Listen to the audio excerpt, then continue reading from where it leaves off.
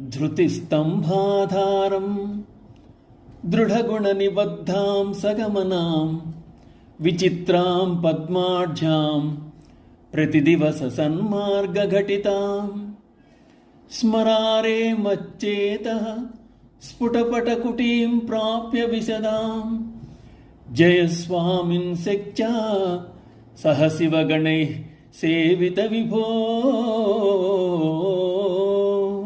మన్మథునకు శత్రువైన వాడా, లోకములను వశపరుచుకున్నవాడా, స్వరూప విమర్శకులైన గణముల చేత సేవింపబడువాడా, సర్వవ్యాపకుడా, అఖండానంద స్వరూపుడగు ఓ పరమేశ్వర, ధైర్యమనడి కమ్మం ఆధారంగా గుణత్రయ కార్యభూతములైన దేహాదులనడి తాళ్లతో నిలుపబడింది.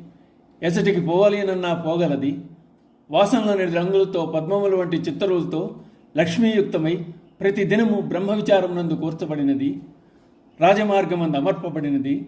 నిర్మలమైంది అయిన నా మనస్సునడి డేరాను పొంది పార్వతీదేవితో కూడి నా చిత్త కుటీరమందు సర్వోత్కర్షతోనూ ఉండుము.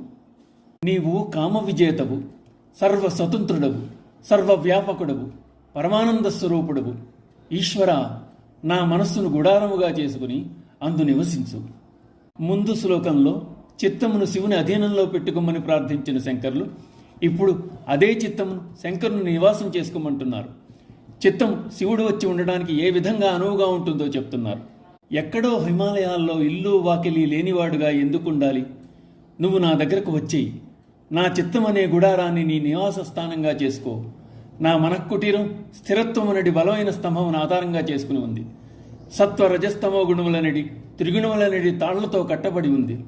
ఒకే చోట ఉండాలన్న నియమం లేనిది. నీ ఇష్టం వచ్చిన ప్రదేశానికి వాయువేగంతో పయనించే సౌకర్యం గలది. నా కుటీరం కేవలం గుడ్డతో చేసిన డేరానే కదా అని సందేహించకు. ఈ నా చిత్తం వివిధ భావాలనే రంగులతో, పూర్వజన్మ సంస్కారములనే వాసనలతో ఉంది. ఈ చిత్తమునందున్న అనాహత పద్మమునందు స్వయం లక్ష్మీదేవి కొలువైంది. ఈ నా చిత్తంలో బ్రహ్మ జిజ్ఞాస అనే వేదాంత చర్చ నిత్యం జరుగుతూ ఉంటుంది. ఇన్ని మాటలెందుకు? నీకున్న లక్షణాలకు తగ్గట్టుగా నివాసయోగ్యంగా ఉంటుంది నా చిత్తం. సంకుచిత మలినాలకు తావులేని ఇన్ని శుభలక్షణాలున్న నా చిత్తమునందు మా అమ్మ గౌరీదేవితో పాటు వేంచేసి నివాసము చేయగారాదా శంకరా?